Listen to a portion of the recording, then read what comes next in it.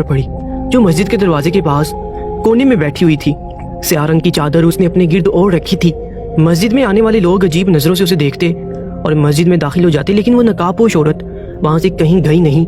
मर्दों की हकारत बड़ी नजरों से वाकिफ होते हुए भी वो वहीं बैठी रही। शायद उसके पास कोई ठिकाना नहीं था, तभी वो यूं मस्जिद के बाहर सीढ़ी पर बैठी हुई थी। मौलवी साहब नमाज पढ़ा के फारिग हुए तो दुआ में मशगूल हो गए। मौलवी साहब की ये बात बहुत मशहूर थी कि वो दुआएं बहुत लंबी मांगा करते थे। मौलवी साहब बहुत नेक इंसान थे। मोहल्ले में किसी को भी कोई हाजत मनवानी होती तो मौलवी साहब के पास अर्जी लिए हाजिर हो जाते और फिर मौलवी साहब उनके लिए सिद्के दिल से दुआ करते तो उन लोगों की हाजतें जल्द पूरी हो जाती। मौलवी साहब की मोहल्ले में बहुत इज्जत थी। हर घर का फर्द, चाहे बड़ा हो या बच्चा, मर्द हो या औरत, मौलवी साहब के दिल से इज्जत करते थे। मौलवी साहब जब तक दुआ मांगकर फारिग हुए तो पूरी मस्जिद खाली हो चुकी थी। मौलवी साहब ने जैसे ही मस्जिद की दहलीज पार की तो उनकी नजर उस नकाबपोश औरत पर पड़ी। स्याह रंग की चादर में ढकी छुपी वो औरत उन्हें बमुश्किल नजर आई थी। मौलवी साहब ने उनसे दरियाफ्त किया कि वो आज से पहले तो यहाँ नहीं देखी, वो कौन है और क्यों यूं मस्जिद की दहलीज पर बैठी हुई है। जिस पर उस औरत ने कुछ यूं जवाब दिया कि वो बेयारो मददगार है, उस पूरी दुनिया में उसका कोई नहीं है सिवाय उसके जिसकी दहलीज पर वो बेसहारा बैठी है। और कहते ही रोने लग गई कि उसका सिर्फ इस दुनिया में अल्लाह है जिसके सहारे अब वो यहाँ बैठी है। मौलवी साहब ने उसकी बात सुनी और कुछ सोचने लगे। जब कुछ समझ ना आया तो उस औरत को अपने घर चलने की पेशकश की, क्योंकि मौलवी साहब भी आजकल के हालात से अच्छी तरह वाकिफ थे। जिस तरह का माहौल था, किसी भी औरत का अकेले यूं रास्ते में रहना खतरे की बात थी। उन्हें वो नकाबपोश औरत हुलिये से किसी अच्छे घर की लग रही थी, इसलिए उन्होंने अपनी पेशकश उस औरत के सामने रखी। पहले पहल तो उस औरत ने मौलवी साहब के साथ चलने से इनकार कर दिया। मौलवी साहब ने इसरार किया कि इस औरत को इनके घर में कोई परेशानी नहीं होगी और जब तक वो खुद उनके घर में रहना चाहे रह ले। इस दौरान वो अपने रहने का बंदोबस्त कहीं और कर सकती है, लेकिन यूं मस्जिद की दहलीज पर रात गुजारना खतरे से हाली नहीं। आजकल तो दिन दिहाड़े ही औरतों की अजमत को पमाल कर दिया जाता है। मौलवी साहब के बहुत इसरार पर उस औरत ने उनके साथ चलने की हामी बढ़ ली और मौलवी साहब के साथ उनके घर चली गई। मौलवी साहब उन्हें लेकर घर में दाखिल हुए तो घर बिल्कुल खाली था। जिस पर उस औरत ने पूछा कि आप अकेले रहते हैं, तो मौलवी साहब ने जवाब दिया कि उनकी शादी के थोड़ी अरसे बाद ही उनकी बीवी दुनिया फानी से चल बसी। उनकी कोई औलाद नहीं थी, ना ही और कोई आगे पीछे था। इसलिए उन्होंने बताया कि वो कई सालों से इस घर में अकेले ही रहते हैं, लेकिन उन्हें परेशान होने की जरूरत नहीं है, वो आराम से इस घर में रह सकती है। मौलवी साहब ने उन्हें इत्मीनान करवाया कि इस औरत को उनके घर में कोई परेशानी नहीं होगी। पता नहीं वो औरत उनको क्या समझ रही थी। हैरत की बात थी, वो औरत इस मस्जिद में क्यों आई थी आखिर? और मस्जिद तक तो ठीक था, लेकिन अब यूं अकेले एक मर्द के साथ एक छत तले रहने पर राजी भी होगी थी। क्या ये सब बस एक इत्तेफाक था या आगे कुछ ऐसा होने वाला था जिसे अकल दंग रह जाती? खैर, मौलवी साहब के कहने पर वो औरत मुतमिन हुई और मौलवी साहब के घर में उस औरत ने रहना शुरू कर दिया। हैरत की बात रही, मौलवी साहब ने एक नामहरम औरत को अपने घर में बगैर रिश्ते के रख कैसे लिया था? वो चाहते तो उसी वक्त निकाह की पेशकश कर सकते थे। कौन सही साबित होने वाला था और कौन गलत, ये तो वक्त ही बताने वाला था। मौलवी साहब के घर की छत पर एक कमरा था, वो खुद वहां पर क़याम पज़ीर हो गए और उस औरत को घर में रहने का कह दिया, क्योंकि मौलवी साहब भी मामले की नजाकत समझते थे कि एक नामहरम मर्द और औरत को एक दीवार के साए तले नहीं रहना चाहिए। मौलवी साहब के साथ उनके घर में उस नकाबपोश औरत ने रहना शुरू कर दिया था। वो नकाबपोश औरत जब से मौलवी साहब के घर में रह रही थी, मौलवी साहब ने उसका चेहरा नहीं देखा था, क्योंकि वो हमेशा अपने चेहरे को ढांप कर रखती, चाहे कितनी ही गर्मी क्यों ना हो। वो औरत काफी अजीब लगती थी। भला घर में कौन अबाया पहनकर नकाब करके रह सकता है? लेकिन मौलवी साहब को तो इस बात से कोई फर्क ही ना पड़ता था। मौलवी साहब की भी आदत थी वो नामहरम औरतों के सामने अपनी नजरें झुका लेते, इसलिए ना मौलवी साहब ने उस नकाबपोश औरत का चेहरा देखा और ना ही उसने दिखाया। मौलवी साहब को उसके चेहरे से कोई सरोकार नहीं था, अलबत्ता उनकी जिंदगी में पहले सा सुकून वापस आ गया। उस नकाबपोश औरत ने घर की सारी जिम्मेदारियां संभाल ली थी। मौलवी साहब को रात में वक्त पर घर का बना हुआ खाना मिल जाता, वरना जब से वो अकेले रह रहे थे, कभी मोहल्ले के किसी घर से खाने को कुछ आ जाता तो कभी उन्हें खुद बनाना पड़ता, वरना वो खाना बाहर से ही खा लेते थे।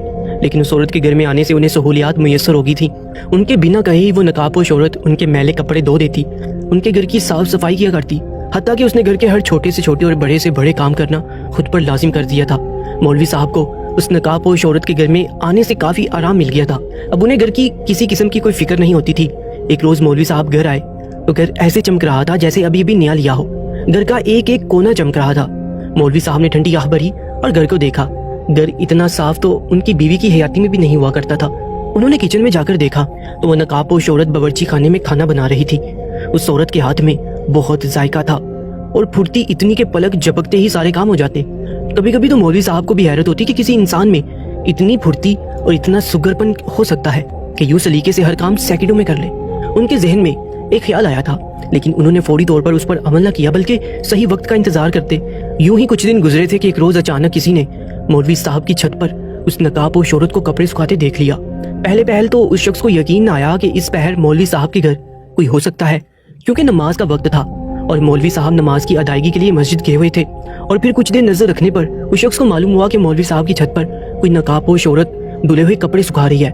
उसने इस बात का जिक्र अपने घर में किया और फिर ये बात मोहल्ले में जंगल की आग की तरह फैल गई कि बज़ाहिर नेक और शराफत का मुजस्मा दिखने वाले मौलवी साहब ने छुप छुपाकर अपने घर में एक औरत को रखा हुआ है। कुछ लोग तो हैरान थे कि मौलवी साहब के घर में कोई औरत कैसे हो सकती है। ये सिर्फ अफवाह है तो किसी का कहना था कि मौलवी साहब ने अपने चेहरे पर शराफत का नकाब चढ़ाए रखा है जो आज चाक चाक हो गया। मोहल्ले में होती बातों से मौलवी साहब बिल्कुल अनजान थे। वो जो कुछ करने का सोचकर बैठे हुए थे नहीं जानते थे अब उनके साथ क्या होने वाला था। एक रोज नमाज पढ़ने के लिए जैसे ही मस्जिद में दाखिल हुए तो एक शख्स ने कहा कि वो मौलवी साहब के पीछे नमाज नहीं पढ़ेगा। मौलवी साहब उस शख्स की बात सुनकर बहुत हैरान हुए, लेकिन फिर उसे समझाया कि नमाज का वक्त निकला जा रहा है, जो भी बात है बाद में आराम से कर ली जाएगी, अभी नमाज वक्त पर अदा कर ली जाए। उस शख्स ने बहुत ही इनकार किया। फिर मोहल्ले वालों ने भी समझाया कि मौलवी साहब सही कह रहे हैं, सारी बातें बाद में कर लेंगे, अभी नमाज अदा कर लेनी चाहिए, ये ना हो कि नमाज कज़ा हो जाए। फिर जाकर वो शख्स माना और बहस मुबासा खत्म किए मौलवी साहब के पीछे नमाज पढ़ने की नीयत से खड़ा हुआ। नमाज के बाद मौलवी साहब पर्दे के मुतालिक दर्स देने लगे तो कुछ लोगों ने उनका मजाक बनाना शुरू कर दिया, लेकिन मौलवी साहब ने दरगुजर करके दर्स जारी रखा। दर्स देने के बाद मौलवी साहब मस्जिद से बाहर निकलने लगे थे कि कुछ लोगों के अजीबो गरीब से जुमले सुनकर उन्हें दचका लगा। उनके बढ़ते कदम रुक गए थे। वो पलटे और उन लोगों के पास आए और उनसे दरियाफ्त करने लगे कि वो क्यों उनके किरदार पर तबसरा कर रहे हैं। तो सामने खड़े एक लड़के ने कहा कि मौलवी साहब आपकी शराफत का पर्दा उतर चुका है, अब हम सबके सामने आपका असली चेहरा आ गया है। सारी दुनिया को पर्दे का दर्स देने वाले आप अपने ही घर में एक औरत को छुपाए रखा है।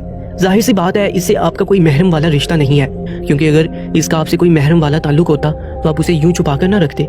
मौलवी साहब ने हैरत से उस शख्स को देखा। उस शख्स की बात सुनकर मौलवी साहब को शदीद हैरत हुई और हैरत से कहीं ज्यादा उन्हें शर्मिंदगी महसूस हुई। एक उम्र रसीद मर्द को जो मामले की खबर हुई तो उन्होंने उन लोगों को समझाया कि बिना तस्दीक के किसी पर बहतान लगाना गुनाह कबीरा है, और फिर मौलवी साहब से दरियाफ्त किया कि सारा मामला क्या है। फिर मौलवी साहब ने उन्हें उस रात हुए सारे वाक़ये के बारे में बताया तो उन उम्र रसीदा शख्स ने मौलवी साहब को मशवरा दिया कि या तो वो उस औरत से निकाह कर ले या किसी नेक शख्स से इसका निकाह करवा दे। इस तरह वो औरत भी किसी के निकाह में होकर महफूज हो जाएगी और लोगों को बातें बनाने का मौका भी नहीं मिलेगा। और ये बात इस्लाम और माशरे दोनों में ही काबिल कबूल नहीं है कि एक नामहरम मर्द और औरत एक छत के साए तले रहे, क्योंकि एक नामहरम मर्द और औरत की तन्हाई में तीसरा शैतान होता है। मौलवी साहब भी मामले की नजाकत समझते थे, इसलिए लोगों को इत्मीनान दिलाया कि वो मजीद इस औरत के साथ बिना किसी रिश्ते के नहीं रहेंगे, या तो वो खुद इस औरत से निकाह कर लेंगे या फिर किसी और से इसका निकाह करवा देंगे। और फिर मौलवी साहब घर आए तो वो नकाबपोश औरत सहन में खड़ी उनकी ही मुंतजिर थी। मौलवी साहब आए और ऊपर वाले कमरे में चले गए। वो कमरे में जाकर यही सोच रहे थे कि कैसे उस नकाबपोश औरत को निकाह की पेशकश करें, लेकिन वो शायद जानते नहीं थे उनके सामने उस औरत की कौन सी असलियत आने वाली थी। इन सब बातों से बेफिक्र वो निकाह की पेशकश को लेकर परेशान थे और इसी शशोपंज में मुब्तला थे कि वो नकाबपोश औरत खाने की ट्रे कमरे में लिए दाखिल हुई और खाना उनके सामने रखते हुए बिना तमहीद बांधे बात करना शुरू की। मैं जानती हूँ कि मेरी वजह से आपकी बहुत बदनामी हुई है, इसी डर से मैं इस घर में अकेले आपके साथ रहने के लिए राजी नहीं थी। मुझे मालूम था यही सब होना है, लेकिन अब मैं आपके इसरार पर इस घर में रह रही हूँ तो मुझे मालूम हुआ कि इस घर से महफूज दुनिया मेरे लिए कोई जगह नहीं हो सकती, इसलिए मैं आपको निकाह की पेशकश कर रही हूँ। आप चाहिए तो मुझसे निकाह कर लें, चाहे तो मना कर दें, ताकि मैं फिर कहीं और अपने रहने का इंतजाम कर लूँ। और वो नकाबपोश औरत इतना कहकर कमरे से चली गई थी। शायद वो मौलवी साहब के दिमाग के साथ खेलने की कोशिश कर रही थी और कामयाब भी होने वाली थी। मौलवी साहब हैरान रह गए थे। जो बात उन्होंने उस नकाबपोश औरत को बताई ही नहीं, उनके बिना बताए भी उस औरत को सारी बात का इल्म था, और ना सिर्फ यही बल्कि इतने आराम से निकाह की पेशकश कर दी, जबकि वो तो इस फिक्र में मुब्तला थे कि कैसे उस औरत को निकाह की पेशकश करें। फिर अगले ही रोज मौलवी साहब ने अपने एक जानने वाले से कहा कि वो उनका निकाह पढ़ाएं, और चंद लोगों की मौजूदगी में उस नकाबपोश औरत से निकाह कर लिया। लेकिन अब तक किसी ने भी उस औरत का चेहरा न देखा था और अब उस औरत का चेहरा बेनकाब होने वाला था। निकाह के